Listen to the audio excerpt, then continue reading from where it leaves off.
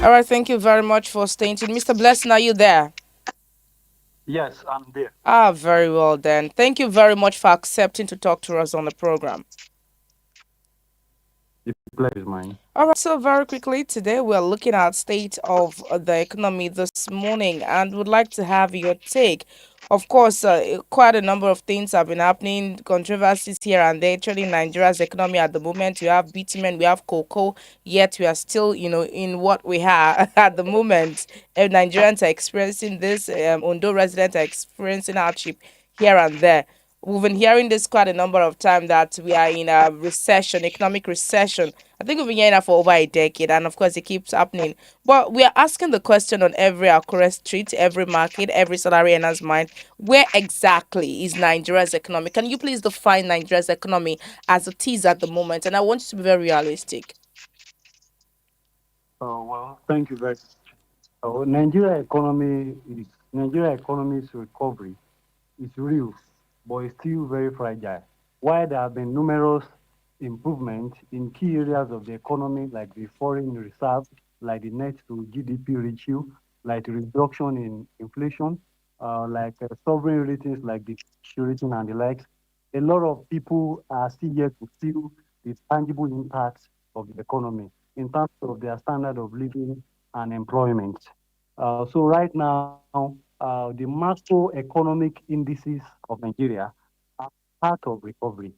The foreign exchange reserve grew from about $14 billion from 2022 to about $51 billion and above as of today. And also I think the debt service ratio, Nigeria was servicing debt for using 97% of its revenue. Today, that particular rate has been increased to 67%. There have been numerous microeconomic growth, particularly when you look at subnational. Before the inception of the Bola Ahmed Tinubu administration, the average allocation to state was about 700 billion to state and local government. But today, the Federal Account Allocation Committee shares an estimated 2.1 trillion among states and local governments. That is 3 times the revenue subnationals were receiving before Asiwaju Bola Ahmed Tinubu became president.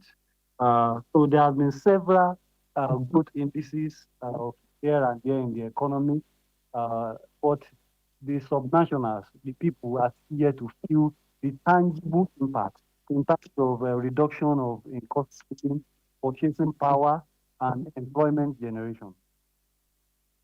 Right, thank you very much.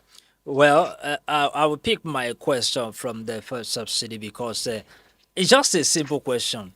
Has the removal of fuel subsidy genuinely strengthened the economy, or has it simply, shifted the financial burden from government to ordinary Nigerians and businesses?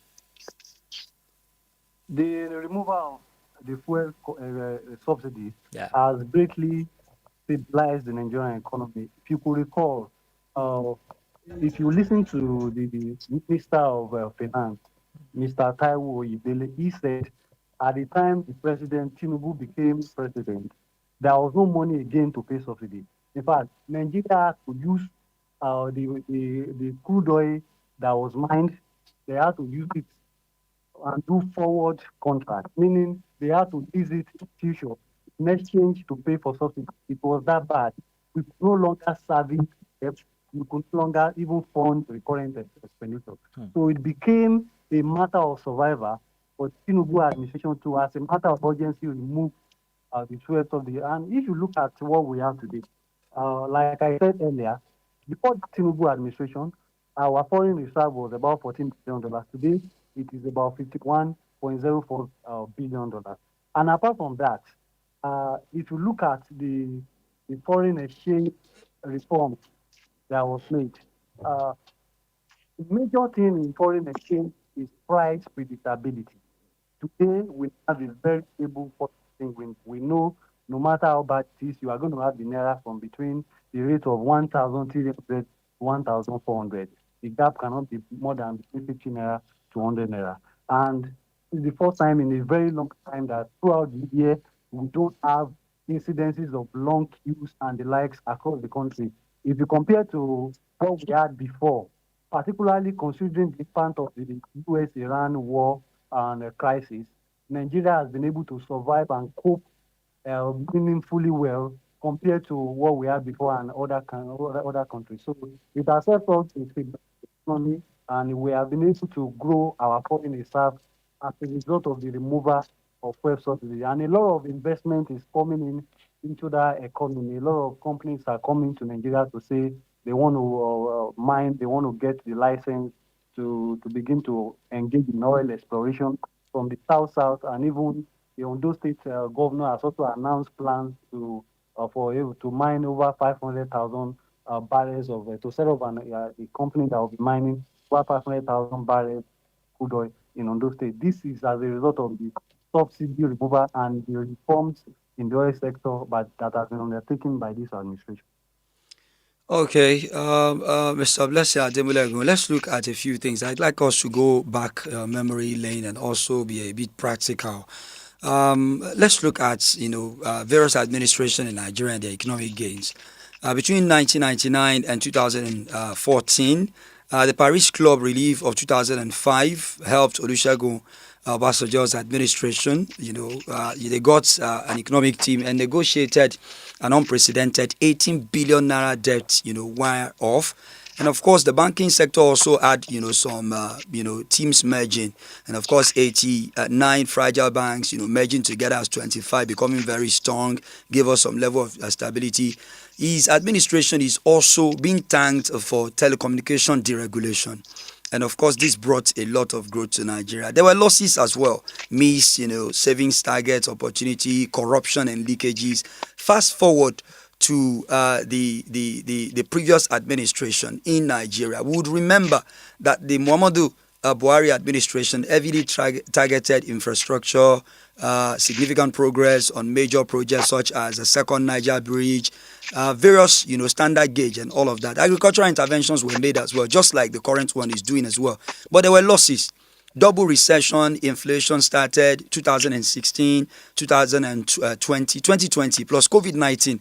Multiple exchange rates started that we are hearing now in this current administration. Soaring debt profile. And we're still borrowing now. Let's look at the current administration, just like my colleague asked earlier. Subsidy removal by President Bola Tinubu, took a highly consequential step because a lot of Nigerians have not still seen the gain of removing subsidy. We know what the price of gas is saying now. We know what the price of, household commodities are saying in the market. One question is what I would like to ask you. Are we in a good place? If we are not in a good place, what is the next thing to be done by the government and by Nigerians? And if we don't do that and we go into 2027, are there dangers, looming ahead? Or what should Nigerians do? Are we in a safe place first? Thank you very much. In terms of your question, I would say if you look at the economic, says clearly that we're in a safe place. Nigeria economy is projected to grow by 6.1% by the World Bank. This tells you that Nigeria is in a state of recession. You have a state of recession, you record two negative balances in the performance of the economy on more than two consecutive quarters. So right now, we have not recorded any negative balance in our economic performance because I said the World Bank projects Nigeria economy to grow at 4.1%. However, a lot of Nigerians are still suffering. A lot of people have not yet felt the tangible impact of reforms undertaken by the Bola Ahmed Tinubu administration. And that is because we have to consider how bad the situation was when he began this administration. Like I said earlier, it was so bad that it not meet our current expenditure, our normal recurrent obligations. As a matter of fact, Nigeria was borrowing to pay salaries. Over 19 states could not pay their salaries as of when Tinubu became president. But because of these reforms, as of today, no state is owing salaries. And apart from that, the amount of money that is deposited amount has increased by between 200 to 300%. As I speak to you, it looks subnationals. Let's take it down to subnationals. Uh, in the first year of, I will use Abuja as an example. Now, the amount of PAC Abuja is getting, there are over 27 states in Nigeria, out of 30 states, that are getting more than what Abuja is getting from the PAC allocation. Year of Bola Ahmed Tinubu administration under the Minister of FCT, he used 9 days to inaugurate projects. In the second year, he used 19 days to inaugurate transformative projects, not just big or minor projects. And in the year 2026, he's using 31 days to inaugurate projects. If you compare to other states who are earning similar amount or more than that, there is a question that what have been using with the resources given to them. To whom much is given, much is expected. No matter the reforms, the macroeconomic gains that we're experiencing at the national level, if the subnationals are not taking responsibility, they are not utilizing these resources efficiently to set up life-changing infrastructure that can transform economy, to create jobs, to create an enabling environment for business to thrive. The people at the subnationals will know the impact of this economic transformation.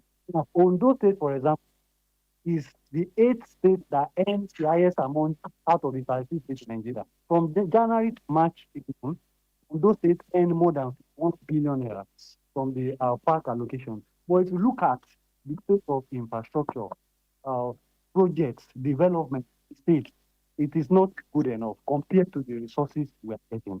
So for the impact, for the long-term benefit, for the vast majority of Nigerians, to feel the long-term benefit of these reforms, the subnationals have to take responsibility. As I speak to you, there are local governments in Nigeria who are getting more than 1 billion monthly on monthly basis. Question arises about what are they utilizing this money?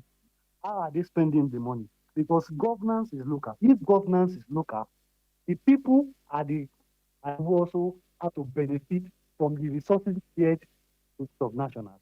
In my opinion, what we're getting from the subnational is not good enough. Governors, local government authority have to use the resources they are getting to do life-changing infrastructure, to improve the economy, to improve the standard of living of the people. Because no matter how transformative the economy is at the federal level, if the subnationals don't use the money judiciously, we will not feel the impact.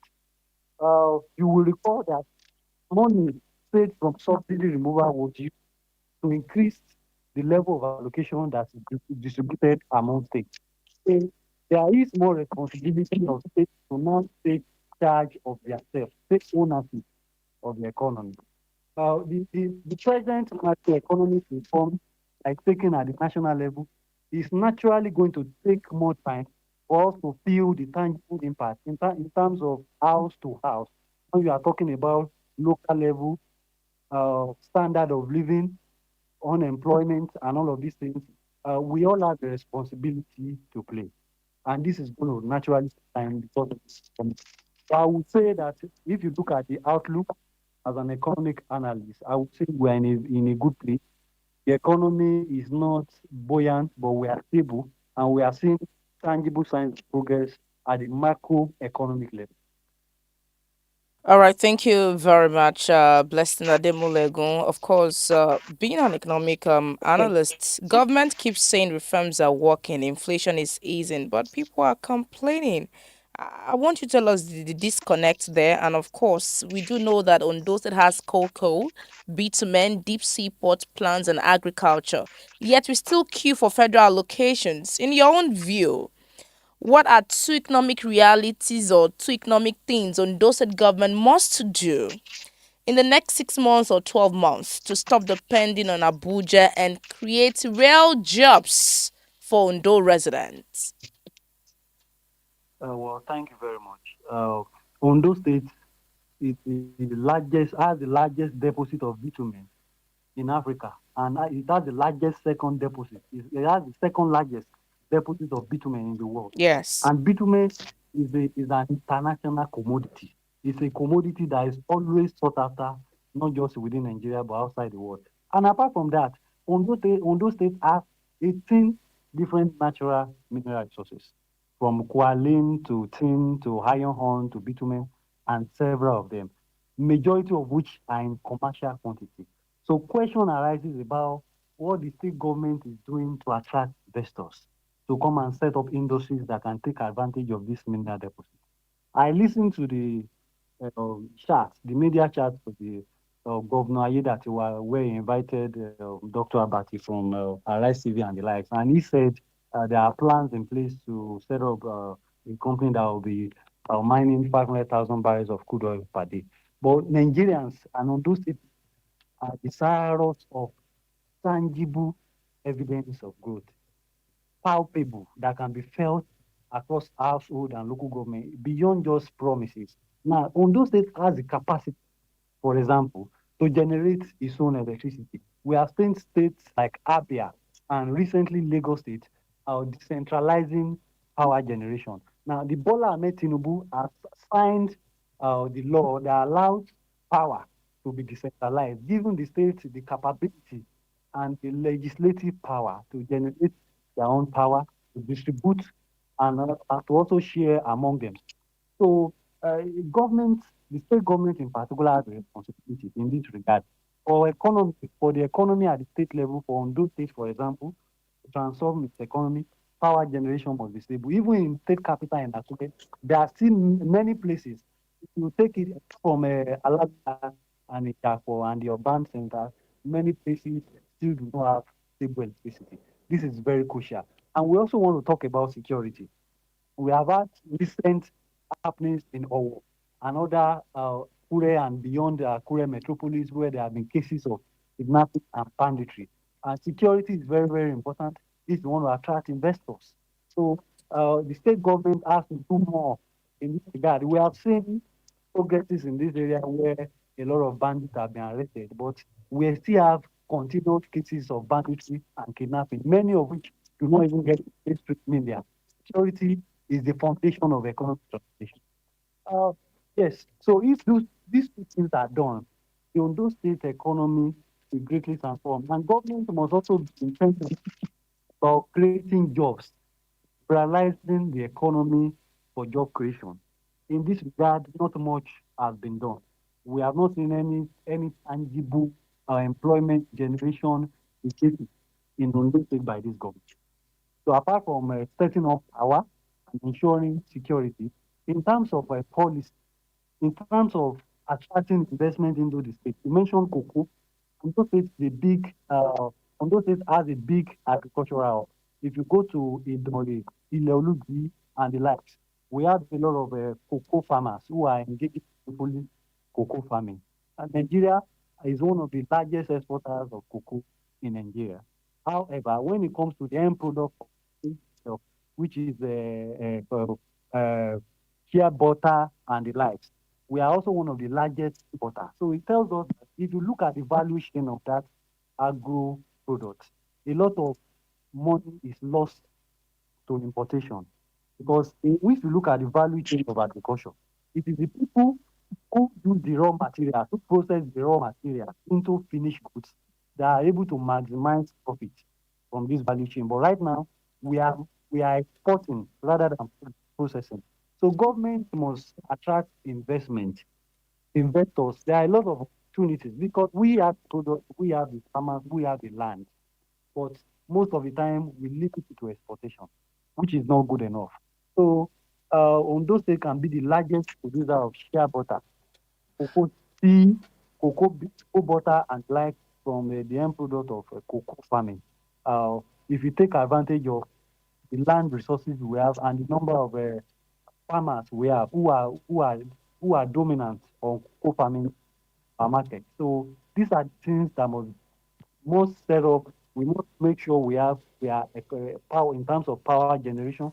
All We are right. independent. We are All right. electricity. All We right. must make there is security, and we must ensure that we attract investment so that we are not just exporters of agro products. Rather, we become producers Thank and you. processors of agro products. All right, sir. Thank you very much. Now, looking beyond, looking beyond oil, looking beyond oil, let's talk about the foreign exchange stability as it remains a major concern What policies can restore confidence, or do you think can restore confidence in the naira while attracting more foreign and domestic investments?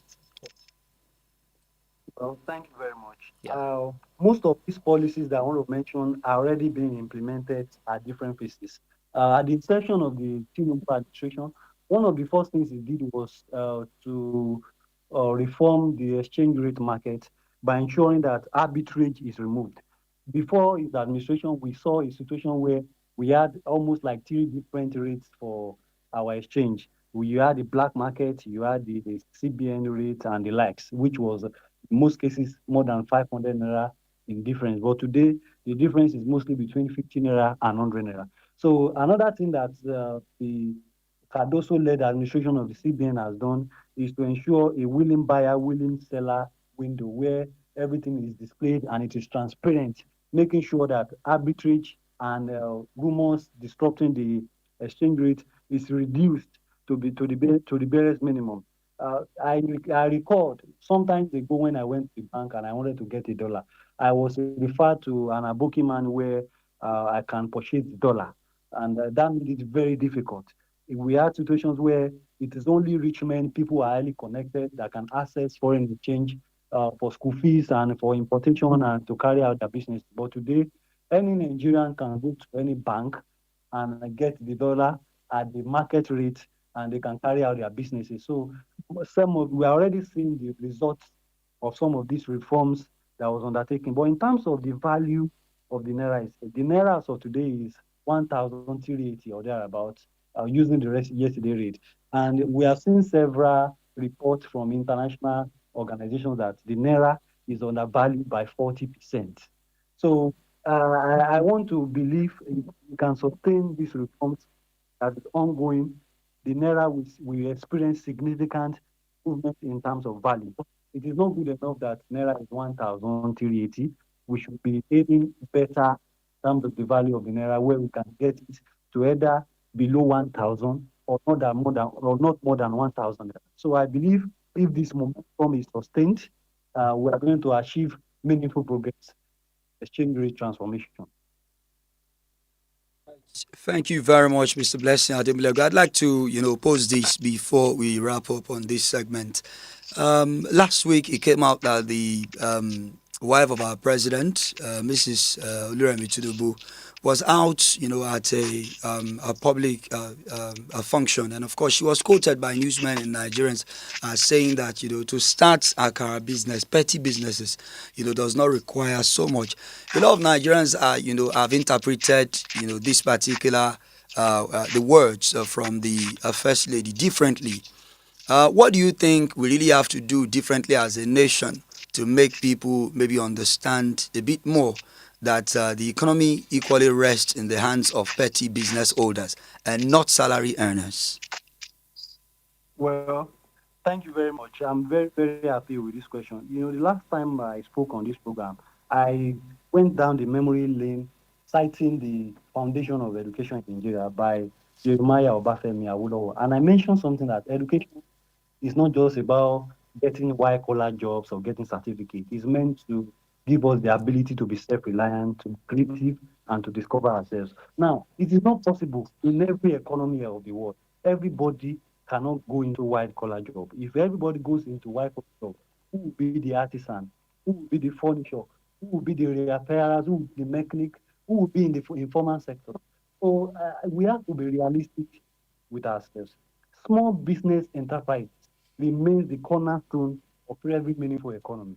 They are the backbone of economic transformation. So what the first lady was trying to say was that she realized and recognizes that a lot of young people, a lot of Nigerians are into small businesses like akara, kuli kuli, selling 80 products, and this does not make them relevant. This does not make them incapable.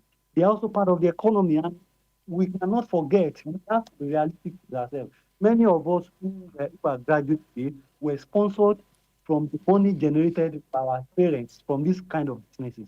A lot of our parents are doing this kind of businesses, and they were still able to sponsor us into universities and whatever we wanted to do. So, young people, especially Nigerians, be more realistic. We should not continue to deceive ourselves. Every one of us cannot go into white collar jobs. And if you cannot, if you are too decent, or if you are not rugged enough to go into these businesses, there are several programs and initiatives. You have the 3MTT, 3 metric talent, set up by the Minister of Digital Economy, Innovation, Dr.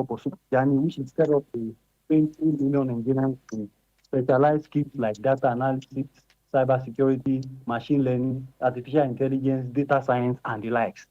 It is designed to attract young Nigerian talent who want to go into digital skills, empower themselves, and gain meaningful employment. However, not every Nigerian go into digital skills. So a lot of us go into pet businesses, buying and selling akara, kuli, and this does not make them poor, it does not make them incapable, it does not make them irrelevant or disadvantaged. It's just an aspect of the economy. It is also an aspect of entrepreneurship. So Nigerians should understand the perspective of the first lady, and we should not take it out of context. I watched the full video, and I was able to understand perspective was talking from. She wasn't talking about the vast majority of Nigerians. She was merely talking about those people who are into petty trading, in kuli business, akara business, tomato business,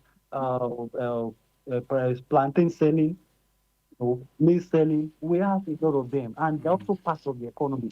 They are considered under the small, medium, small, and medium enterprises of the economy. And this in every developed nation of the small, medium enterprises are always the backbone of the economy. So I think young people should be more realistic. And you can't do that kind of work. We had children program organized by the World Bank, attract young people from developing nations. It's designed to train people in different skills, like I said, mentioned earlier, in digital media, data analysis, several of these artisan jobs like welding, like tiling, bricklaying, and all of those things. This is also an initiative set up by federal government in partnership with the World Bank, and it's currently going on across the 30 states of the country. So no matter the kind of person you are, whether you don't want to do white collar, you want to go into this kind of work, the opportunities are there for you to take advantage from. If you want to learn digital skills, the 3 metric talent designed to train people in several digital skills is also there, and it's also ongoing. So if you are not rugged enough to do the akara kuli businesses, the maize and the farming, whatever businesses, you can also go into some of this initiative that is designed to train young people. So I want young people to be realistic. I want us to stop deceiving ourselves. Many of these young people online don't even have a job. Some of them, they are into Yahoo and other fraudulent activities, criticizing the First Lady. And the First Lady was talking about marketing, entrepreneurs, people who are selling and buying daily beside the road. They are also part of the economy, and they are not disadvantaged. They are also part of us. Everybody cannot do office work white collar. All right, So sir. we should stop advertising them as if she says something that is bad. We must be realistic with us as an individual and as a nation. Thank you. Okay. Thank you very much for your time on the program this morning. Public Affairs Analyst Blessing Ademulegun, thank you very much for your time and your in-depth Thank you for analysis. having me. Do also enjoy the rest of your day.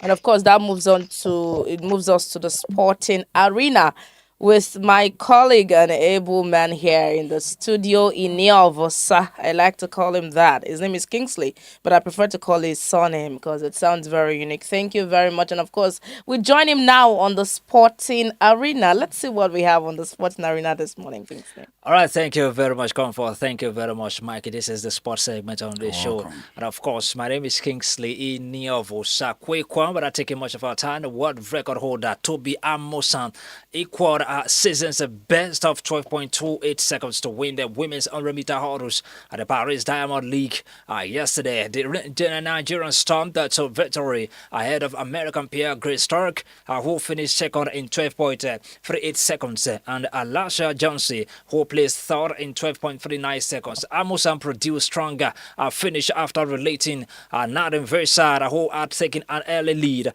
before pulling clear of the fleet to secure a comfortable victory yesterday. It was the third time the 28-year-old Toby Amosan had clocked 12.28 seconds this season, having recorded the same time at the Diamond League and the Rabat Diamond League in May. And away from Toby Amosan, we'll move straight to a 14-year-old Sergio wins a maiden top 12 women's tennis champs. Yes. 14-year-old table tennis prodigy is a Suzo announced herself as one of Nigeria's brightest emerging talents after upset more experienced opponents to win the inaugural Nigeria's Women's Top 12 Table Tennis Championship at the North Bad Sports Arena in Gowan Estate, Egbedan, Lagos. Over the weekend, the Kogi State youngster produced a string of remarkable performances throughout the two-day event, defeating Nigerian Security and Civil Defense Corps player Hussein Alamat by 4-3 in a post-sorting final to lift the title at the championship organized by the North Bad Sports Arena at the Nigerian Table Tennis Federation. Caesar's triumph, which saw her come from 3 games to nil up, surrendered a lead and a hold nerve in the deciding 7th game. And the winner's prize of 250,000 naira from a total purse of 3 million naira. Runner-up Hussein received 150 million naira. Why 150,000 naira? Beg your pardon. Why the two losing semi-finalists and the 50,000 naira each? The remaining participants received appearance fees and consolation prizes. Away from that, we're talking about para badminton.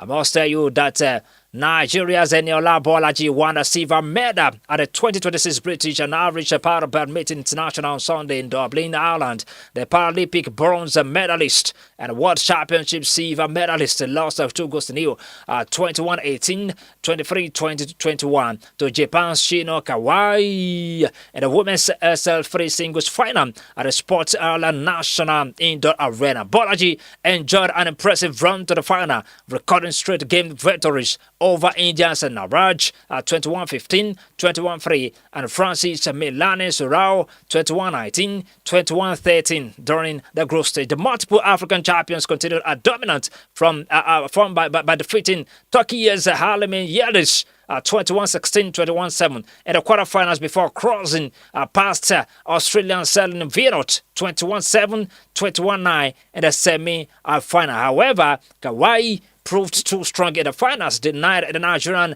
the opportunity to successfully defend the title she won back in 2025. Despite the defeat, President of the Badminton Federation of Nigeria, Francis Orbich, praised Bolaji for another outstanding performance on the international stage. Away from that, we'll move straight to this ongoing World Cup in Canada, Mexico, and United States. I must tell you that Ghana manager Carlos Queiroz has criticized the expansion of the World Cup to 48 teams, expressing his fear that the move risks turning it into a vulgar, ordinary competition. Queiroz comments come on the back of an unprecedented progress by the African teams at the tournament, where 9 out of the 10 countries, including Ghana, have progressed to the next round. The Portuguese coach spoke at the conference after Ghana's 2-1 defeat to Croatia over the weekend, a result which meant the Black Stars of Ghana to qualify for the knockout stage as one of the group stage 8 best third place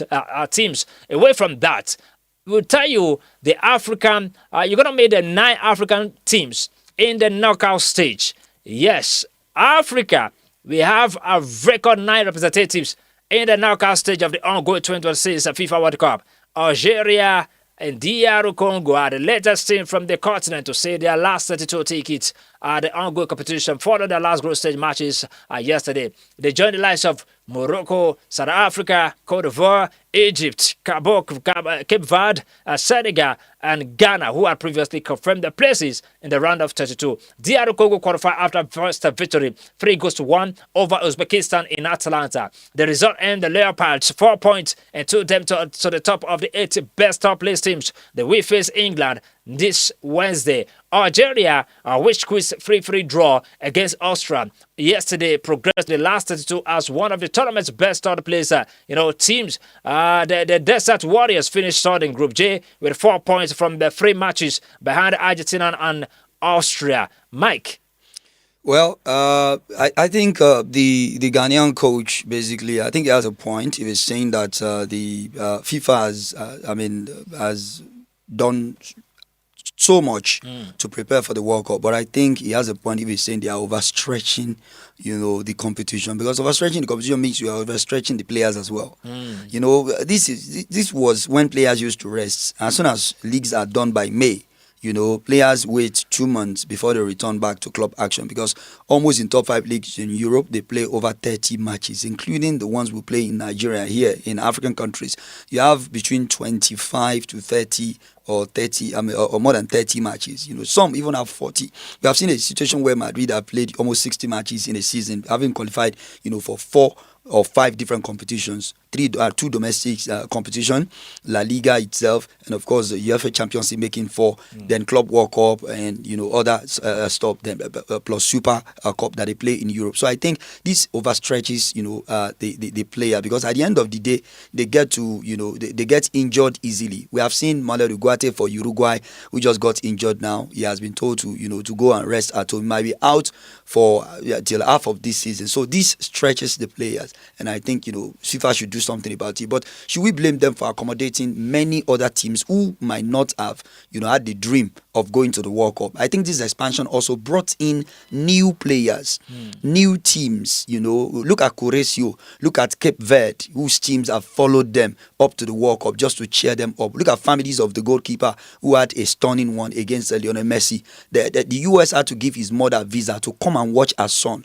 while he was keeping a clean sheet, and it has given hope as well. But these are the loopholes of the current World Cup, and I think it might be enough to make some further review.